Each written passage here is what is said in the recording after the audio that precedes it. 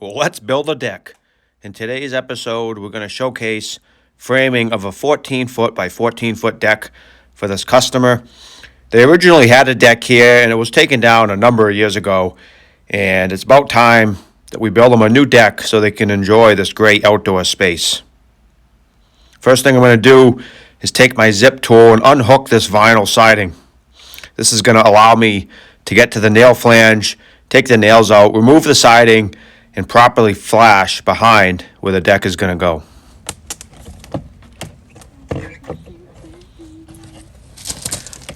A little piece of advice I can give you if you're working on someone's house is I like to take pictures of any damage that I see before I start. That way it avoids future arguments about who broke it, when it was broken, etc. You're going to see here in a second that a piece of siding is broken, which I did not do, but it's nice to have that stuff recorded and noted so that you can show them that it was damaged prior to you starting the job. This piece of siding on the left here you can see is broken. So there's a number of different types of flashing that you can use. You could use ice and water shield, you could use aluminum. I like to use copper. So we're going to roll out this copper flashing.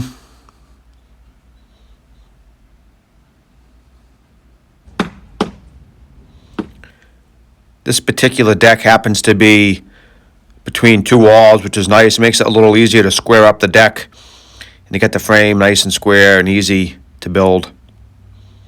I got my daughter helping me in this job. She's a huge help. An extra set of hands goes a long way on these bigger projects.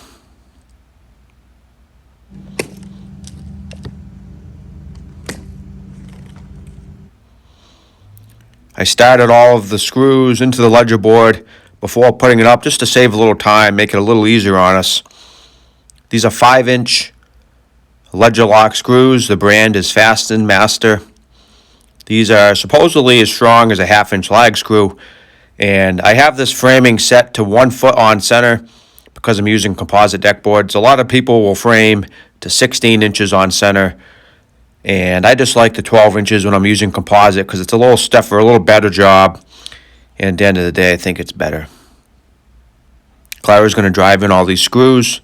You can see I have 2 in every bay, so plenty of screws to hold this securely to the building, even with the heavy New England snowfalls that we tend to get.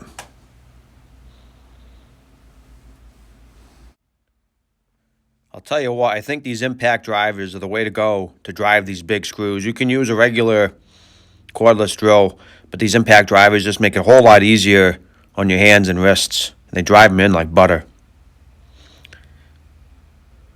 While I can get access to this inside corner, I'm going to install the corner bracket. And we're going to start putting that flashing on over that ledger board. This is aluminum, but you can also get this flashing in plastic. The one thing to keep in mind with this is you do not want to nail through this and the copper. Because of the dissimilarity of the metals, you can have issues with corroding in the future. So if you'll notice in the video, I'm going to put the nails high up on this flashing so it's only going through the aluminum into the sheathing of the house, and it's not going through the copper behind the aluminum. So that's an important note that you want to stress is you do not want to nail through both because you can have issues down the line.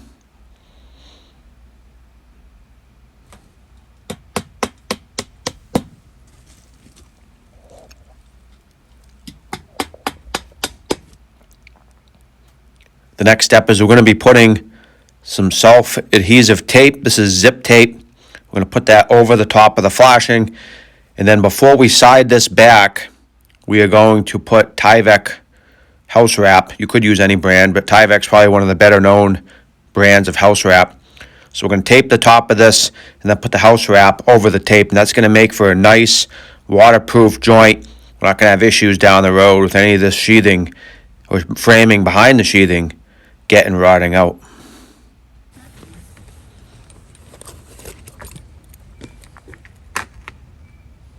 For anyone wondering about the post for this deck, I chose to go with Techno posts, which are a helical ground anchor.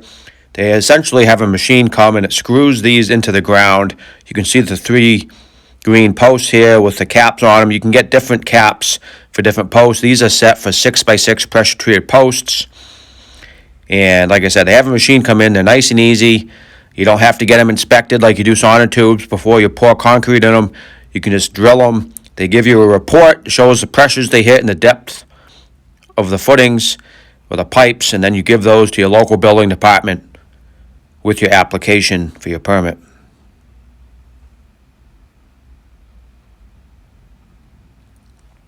It's really handy having an extra person putting up these longer beams. This 14-foot 2x10 would be a real chore to try to get up by yourself. So having someone hold the other end long enough that you can attach your end and then go over and get their end where it needs to be in level is a real game changer. So if you're doing big projects like this, it's well worth having an extra set of hands.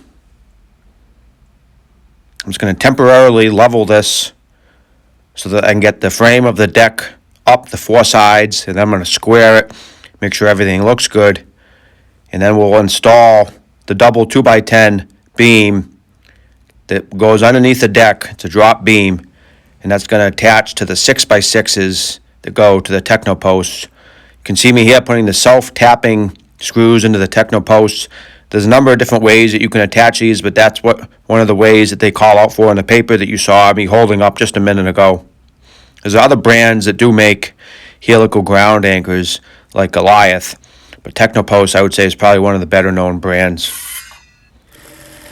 I believe they actually came out of Canada, and they're very common here in the northeast United States, and I'm sure they're probably common in other areas of the country as well. We're just installing that double 2x10 drop beam. It's going to go over the 6x6s and underneath all the floor joists. It's going to catch all the weight and hold this end of the deck up real nice.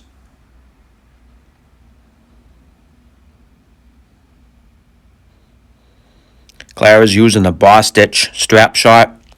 This is a positive placement gun or a joist hanger gun. It's a lot easier than using hand nails, makes the job much faster, and if you're going to do a lot of work, it's worth investing in these kind of tools. If you can save an hour or 2 hours in each job over the course of multiple jobs, tools really pay for themselves and it allows you to be a lot more efficient with your time. I'm installing the mid-span blocking. Because these are 14-foot long joists, I want to make sure there's no bounce. Now we're going to install the hurricane ties that connect the beam to the joists. Again, I'm going to use the strap shot positive placement nailer.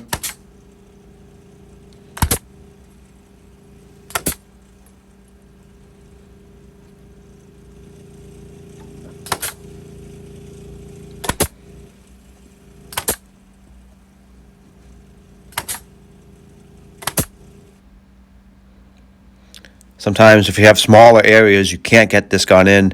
You can't get a hammer in, so you have to use something like this little palm nailer. I believe this is a Senko. I've had this palm nail probably for, I'm going to say, 20 years now at this point.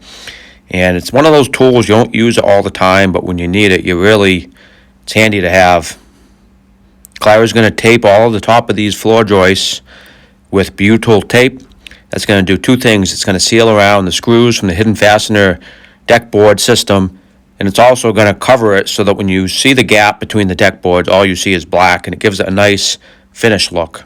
She's going to do the top of the joist as well as the beam around the post that I'm installing here for the handrails and over the blocking. Sometimes you're going to make these funky notches to get around mechanical fasteners and hangers. We also installed some special blocking you can see on the left of your screen, and that is going to be for the stairs. We also poured a 6-inch thick concrete pad for those stairs to sit on. And unfortunately, I don't have any video of me installing the Trex Pebblestone Gray hidden fastener decking or the white vinyl Trex railing system, but it is going to be showcased in just a second in the end of the video. We certainly hope you enjoyed this one. Maybe it'll help you build your own dream deck for your property. See you next time.